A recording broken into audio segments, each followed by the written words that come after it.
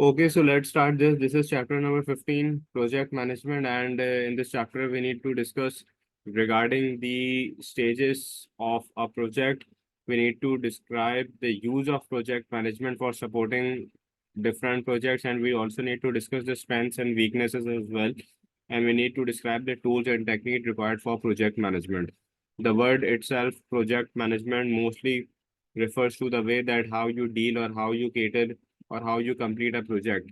For example, if you are working in any company and you are asked to complete a task, or you, for example, have been given the responsibility that you are a project manager of a company or a firm. So the first thing that you are going to do is you are going to set out your objectives. Like, for example, if that company is of IT, that company is of an IT nature, like, for example, providing IT services. So the point is that you need to make sure that all of your projects are properly managed, all of your work is properly being delivered to your clients. So basically, project management means that how you are able to manage your whole system. You even have designations of this as well. You even have certifications of that, that how you manage your task. A project management is basically when you are applying a process to enable the completion of a project. Like, for example, I have assigned you a project, and just after assigning you a project, I gave you a deadline onto that. So for completing that project on that deadline, and then within that time and within that budget, this is to be known as project management. Like, for example, you can break it down it into several stages as well. Those stages either could be initiation, planning, execution, and monitoring, and the nearer stage. So these are some of the stages. Like, for example, if I give you a project that, for example, there is a company named ABC, and what you want to do is that you want to implement an ERP software into that company so that all of the resources are aligned. So the first thing you are going to do is you are going to initiate the task. Initiation means that now you are starting to work on that project, and whenever you are starting to work on that project, there are some sort of prerequisites that you make sure that they are properly completed or not. Like, for example, site visit, or for example, going to there or checking for the specifications as well. Like, for example, if I'm able to work there or not, do I have all of the required resources, do I have all of the computers or not. So this comes in the initiation part. Initiation part means that now you are starting your project. The second part is your planning. Planning means that now here you are planning your moves. Like, for example, what is going to be step one, what is going to be step two, what is going to be step three. Then we have the execution is the place where we execute all of that. And then we have is monitoring and is closing as well.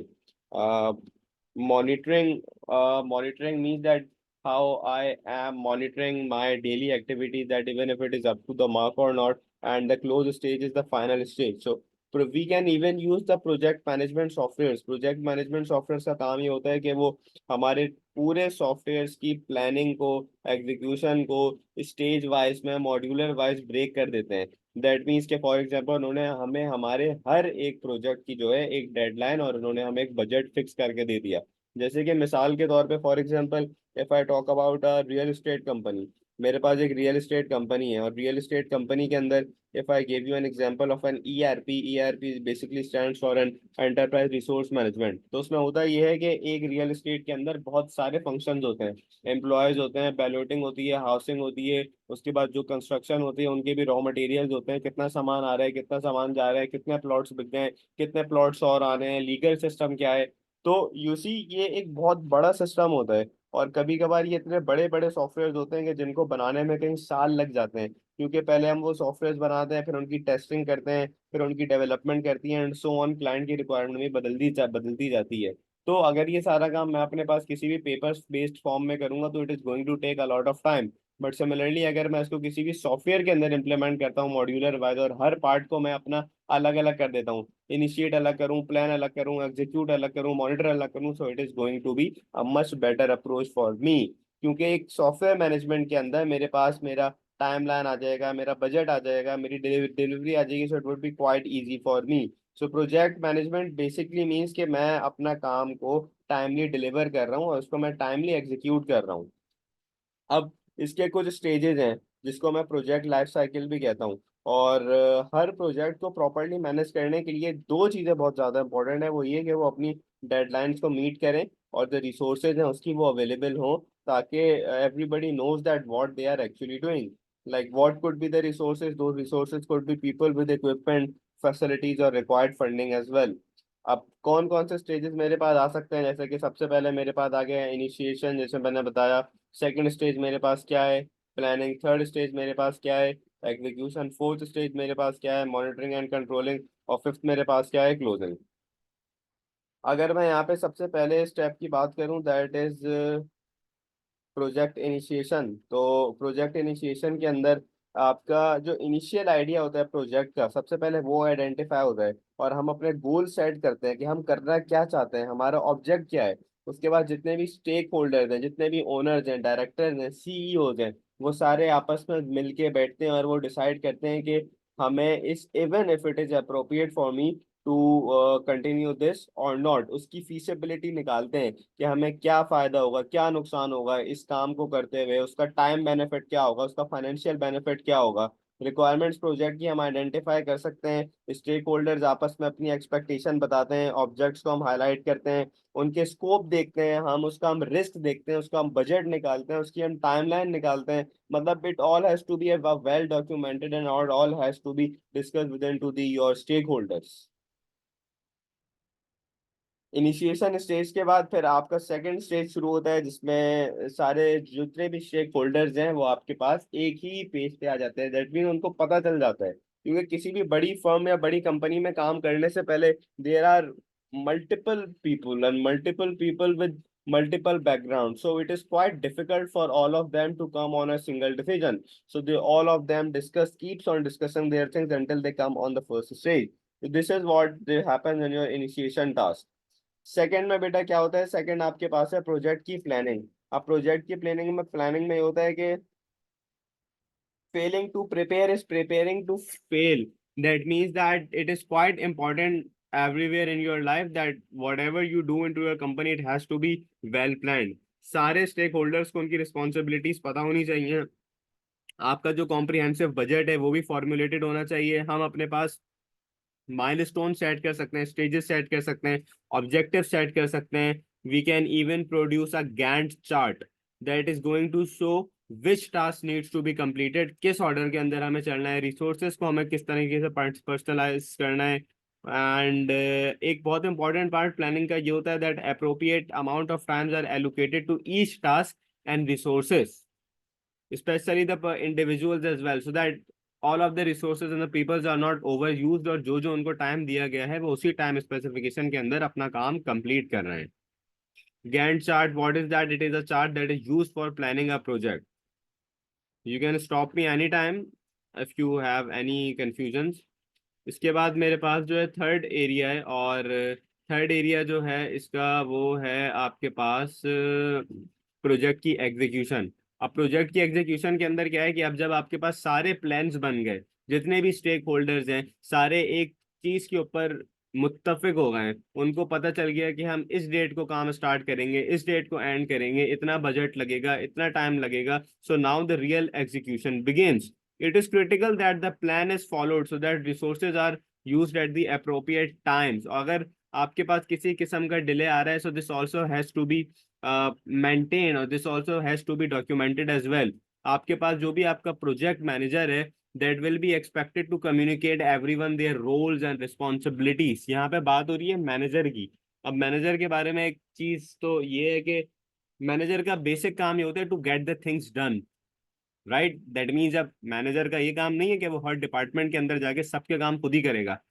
असल manager होता ही वो है जो अपने सारे department से, अपने सारे लोगों से काम करवा सके। तो यहाँ पे जो आपका प्रोजेक्ट मैनेजमेंट मैनेजर होगा उसका भी कम्युनिकेशन को स्टेबलाइज करने का काम होगा, रोल्स को स्टेबलाइज करने का काम होगा। दैट मीन्स कि वो हर अपने प्रोजेक्ट के एग्जीक्यूशन फेज के ऊपर एक रिव्यू ले सके।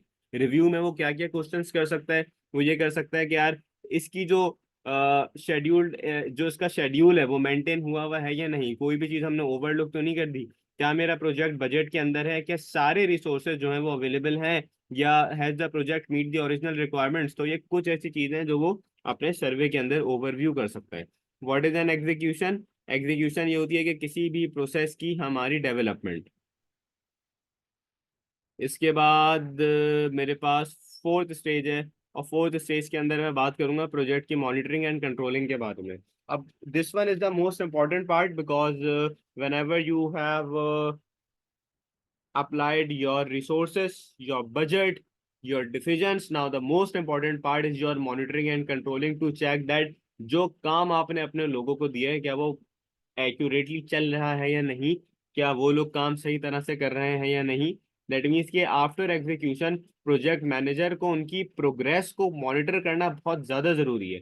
प्रोजेक्ट मैनेजमेंट मैनेजर रिस्पॉन्सिबल होता है सारे टास्क को टाइम पे कंप्लीट करने के लिए, उनकी रीशेड्यूलिंग करने के लिए, उनकी परफॉर्मेंस को मॉनिटर करने के लिए, उनके एक्सपेंडिचर्स को मॉनिटर करने के लिए। क्या कहीं ऐसा तो नहीं है कि लोगों ने इसके ऊपर ज्यादा टाइम, ज्यादा रिसोर्सेज, ज्यादा बजट लगा दिया, क्या हमारा ऑब्जेक्टिव स्टिल फॉलो हो रहा है या नहीं। तो keeping them monitored and keeping them control is also an essential part of a project management, so that project management can show to their stakeholders कि ये सारे काम सर हमने कर लिए, और there might be some alterations into that, so this is the main area। Otherwise आपका project जो है वो सही नहीं चलेगा, क्योंकि बेशक हम प्लानिंग कर लें, एग्जीक्यूशन कर लें, सारे काम कर लें, लेकिन जब तक उसको करने वाले लोगों के ऊपर चेक एंड बैलेंस नहीं होगा, it is not going to be appropriately done. Third, fourth, the fifth part is your project close, and that means कि अब जब मेरा प्रोजेक्ट जो है वो कंप्लीट होने वाला है, a handover will take place from the project team to the client. Contracts will be terminated, which means that some people may need to deploy elsewhere or may need to look for alternative employment. Resources that have been assigned to the project will be released. अब project जब आपका complete होने वाला है तो एक hand over take place लेगा project team से क्लाइंट के ऊपर। कॉन्ट्रैक्ट्स को जो है टर्मिनेट कर दिया जाएगा।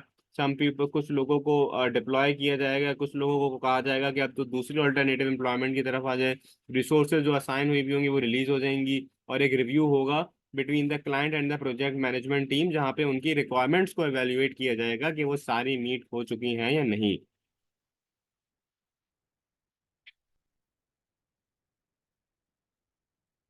जैसे कि यहाँ पे मेरे पास एक वर्क एग्जाम्पल भी दी हुई है, you can read this one for having a better understanding of that. मुझे बताओ कि अभी तक 15.1 के अंदर कोई confusion, right? Like for example, what is project management, what are some stages of a project life cycle, वो सारे, इसमें किसी किस्म की कोई कंफ्यूजन? No sir.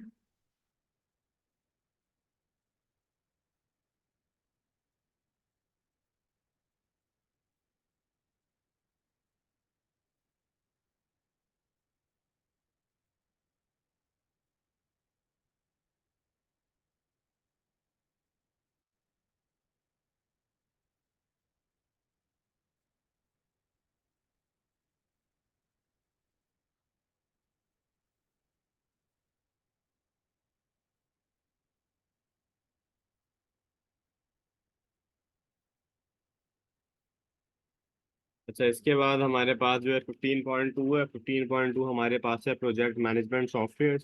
अब प्रोजेक्ट मैनेजमेंट सॉफ्टवेयर्स के बारे में, अच्छा, even before going on to that, मेरे पास यहाँ पे क्वेश्चन नंबर 1 दिया हुआ है। It would be better if you can draft an answer on to your own, explain why it is necessary to iterate between the planning, execution, monitoring, controlling stage of project management. Iterate का मतलब है repetition, मतलब एक stage से दूसरे stage पर जाना है, दूसरे स्टेज से वापस आना है रिपीटेडली। ऐसा करना क्यों इम्पोर्टेंट है? तो जो मैंने एक्सप्लेन किया है उसी में आंसर आ जाएगा कि इनिशिएशन क्यों जरूरत है, प्लानिंग क्यों जरूरत है, एग्जीक्यूशन क्यों जरूरत है, और बार बार हम इन दोनों में आपस में ट्रांसफर क्यों होते हैं।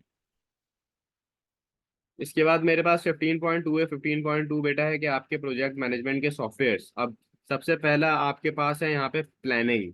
Most of the planning involve using project management software concern with scheduling task and allocating resources to those task. जैसे कि मैं भी एक मिसाल दे रहा था कि रियल एस्टेट कंपनी है, उसके अंदर जितनी भी कंस्ट्रक्शन हो रही है उसके रॉ मटेरियल कितनी क्वांटिटी में आ रहे हैं, कौन कौन से आ रहे हैं, कौन सी कैटेगरी से आ रहे हैं, कौन से सप्लायर से आ रहे हैं, प्राइस क्या है, पेमेंट कब करनी है, डेबिट पर है, क्रेडिट पर है, मतलब एक अलग दुनिया है, बहुत सारी चीजें हैं। उसकी क्वालिटी क्या है, अगर अभी इतने पैसे में आ रहे हैं तो 6 महीने बाद क्या आ रहे हैं। तो ये सारा, अच्छा, अगर सामान आ भी गया तो कितने सारे लोग उसके ऊपर करंटली काम कर रहे हैं, हमारी वर्किंग लेबर क्या है। यू सी, इन सारी चीजों से I am developing your knowledge base के शेड्यूलिंग क्यों जरूरी है, कि कौन सा काम कब करना है और कितने काम पर कितनी रिसोर्सेज लगाना है। तो ये सारा काम भी आपको कौन देगा, कौन करवाएगा, ये काम आपका सॉफ्टवेयर करवा सकता है। मैं फॉर एग्जांपल मेरी कंपनी के अंदर अगर 100 डिपार्टमेंट्स हैं, आई वुड नेवर नो कि मेरी जो लेबर फोर्स है वो कितनी सारी है, कौन सा बंदा किस टाइम पे आ रहा है और कौन सा काम कर रहा है। So to maintain this, I need a planning module into my software that would make it easy for me कि कौन सा बंदा किस टाइम पे आ रहा है, क्या काम कर रहा है, उसको क्या रिसोर्सेज देनी है। However, key milestones can be identified. These are when crucial points। अच्छा, ये हम यूज करते हैं कि हमारे प्रोजेक्ट का पॉइंट कब रीच हो, हमने माइलस्टोन्स मेंटेन कर लिए हैं या नहीं, या हमारे पास कुछ इस तरीके का डॉक्यूमेंटेशन प्रिपेयर हो जाए जो उसको सपोर्ट करे, हमारे पास ये टेम्पलेट्स हो। अच्छा, सॉफ्टवेयर के अंदर बने बनाए टेम्पलेट्स होते हैं, so that it's quite easy for me. Real estate है, कंस्ट्रक्शन का है, so you can settle down your requirements onto your own regarding the number of employees, regarding the construction के लिए भी जो यूज होते हैं। तो इन सॉफ्टवेयर के अंदर बने बनाए टेम्पलेट्स होते हैं, और कुछ ऐसे डेटाबेस के भी स्ट्रक्चर्स होते हैं that are quite easy for you to use. Second मेरे पास है बेटा शेड्यूलिंग ऑफ टास्क, कौन सा काम पहले करना है, कौन सा काम बाद में करना है, कितने टीम मेंबर्स को कहाँ पे लगाना है। अब task are job that need to be completed. Project management software enable करेगा प्रोजेक्ट मैनेजर को कि वो गैंट चार्ट्स बनाए, GANTT। अच्छा, ये जो चार्ट्स आपके पास होते हैं, ये अभी अभी हमने डिस्कस किया कि इन चार्ट्स का काम ये होता है कि दे आर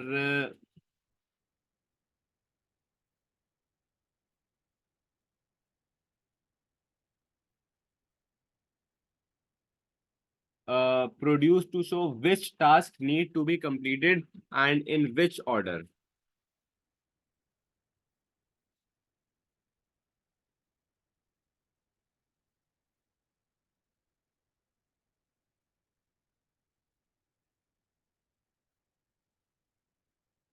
इन चार्ट्स के अंदर आपके पास ये आ जाता है कि कौन सा टास्क आपको कंप्लीट करना है, किस ऑर्डर के अंदर। और इनके अंदर आप अपने टास्क की ऑर्डरिंग भी दिखा सकते हैं कि कौन सा टास्क टाइमलाइन के ऊपर पहले होना चाहिए। Task that are assign to an estimated number of hours और डेज, कितना टाइम लगेगा, कितनी डेडलाइन लगेगी, प्रोजेक्ट मैनेजर उनको आइडेंटिफाई कर सकेगा कि कौन सा टास्क डिपेंडेंट है किस वर्क फोर्स के ऊपर। जब तक एक कौन सा वो काम है जो कंप्लीट नहीं होगा तो दूसरा स्टार्ट नहीं हो सकता। टास्क को हम डेलीगेट करा सकते हैं, टीम मेंबर्स को भी हम रिकॉर्ड कर सकते हैं कि कितने घंटे हमने स्पेंड करने हैं, और माइलस्टोन भी जो है वो आइडेंटिफाई हो सकते हैं क्रूशियल पॉइंट्स के लिए। Milestone are sort of a landmarks, मतलब हमारा जो टारगेट होता है कि फॉर एग्जांपल मैंने अपनी क्लास का लैंडमार्क रखा हुआ है कि माइलस्टोन रखा हुआ है कि पेपर देने से पहले हमें मिनिमम 3 से 4 सालों के जो पास पेपर है वो हमें सॉल्व करने हैं। तो हम इस तरीके से माइलस्टोन सेट कर सकते हैं ताकि प्रोजेक्ट मैनेजर जो एक ओवरऑल कैलेंडर अपने पास मेंटेन कर सके कि आपके पास इतना काम यहाँ पे हुआ है। जैसे कि you can see right here, ये रहे एक गैंट चार्ट्स की example. You can see right here कि मेरे पास जितने मेरे नंबर ऑफ टास्क हैं वो यहाँ पे ग्रीन और रेड से हाईलाइट हो रहे हैं। तो just to give you an overall example of that.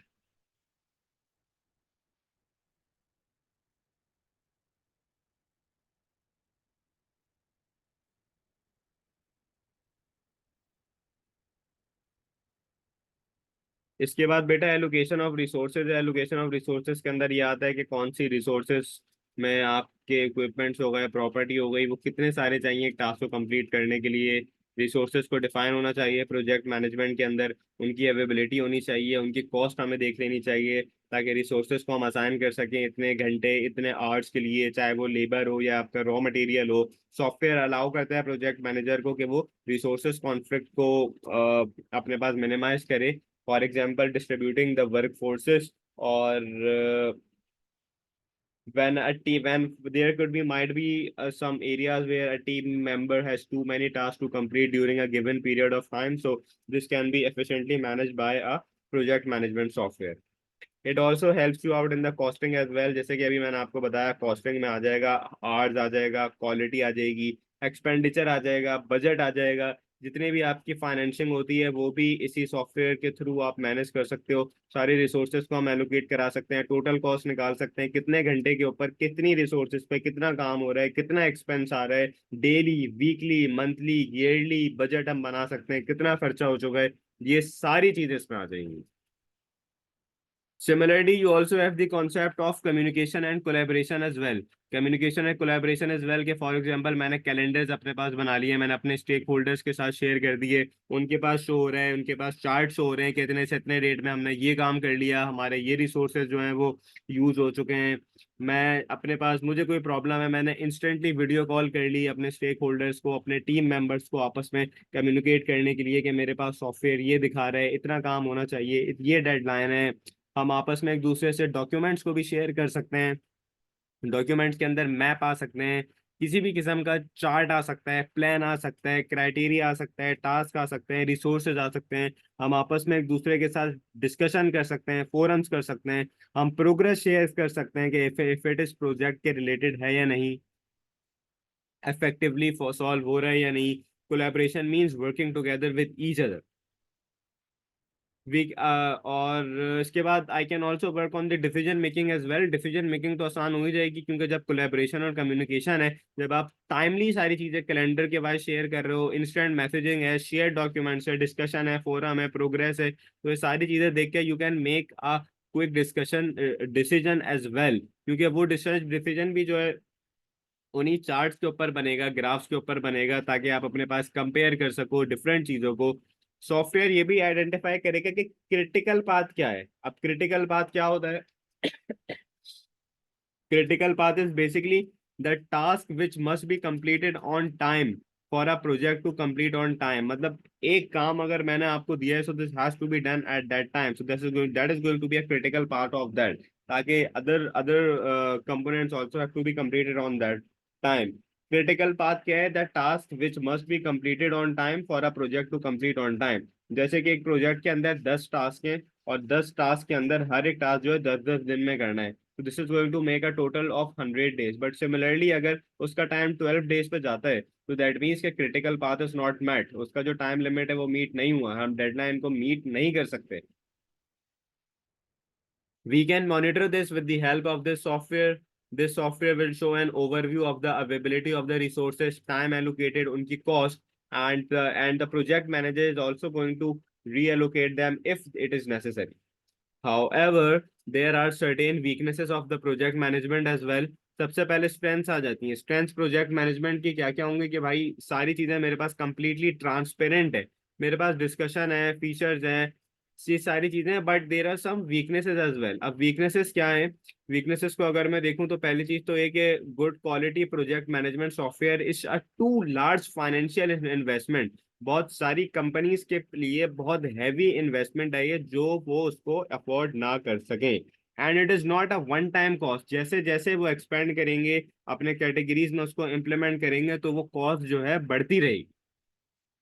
एक और वीकनेस ये हो सकती है कि यार मेरी कंपनी के अंदर सारे लोग तो पढ़े लिखे नहीं है ना, तो there could be some mistakes as well. अगर वो कंप्यूटर से लिटरेटेड नहीं है, so there could be some mistakes. मतलब एक तो वो आ जाता है, एक डिजिटल डिवाइड आ जाता है, मतलब उन लोगों में जिनको कंप्यूटर यूज करना आता है और उन लोगों को जिनको कंप्यूटर यूज नहीं करना आता, तो उनके लिए ये कॉम्प्लेक्स हो सकता है। प्रोजेक्ट मैनेजर को भी पूरा सॉफ्टवेयर यूज करने के लिए बहुत ज्यादा ट्रेनिंग की जरूरत है, ताकि वो अपने लोगों को सिखा सके। And the complexity of the software also makes it further complicated, क्योंकि इतना बड़ी कंपनी है, जितनी बड़ी कंपनीज होंगे उतने ज्यादा फंक्शन होंगे और उतना ज्यादा डिफिकल्टी आपके पास बनेगा।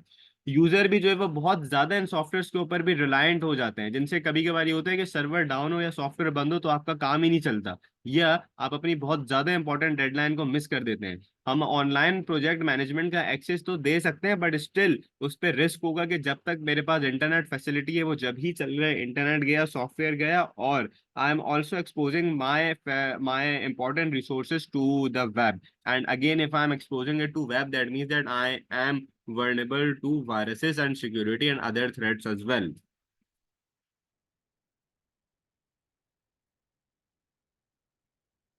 इसके बाद this is the last part for this chapter, which is 15.3.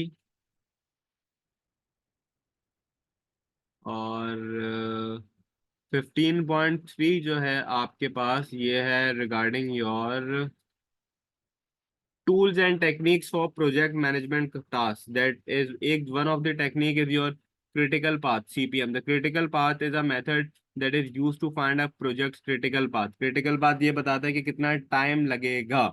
जैसे कि फॉर एग्जाम्पल यहाँ पे एक डायग्राम शो हो रही है क्रिटिकल पाथ की, बट वेट अ मोमेंट,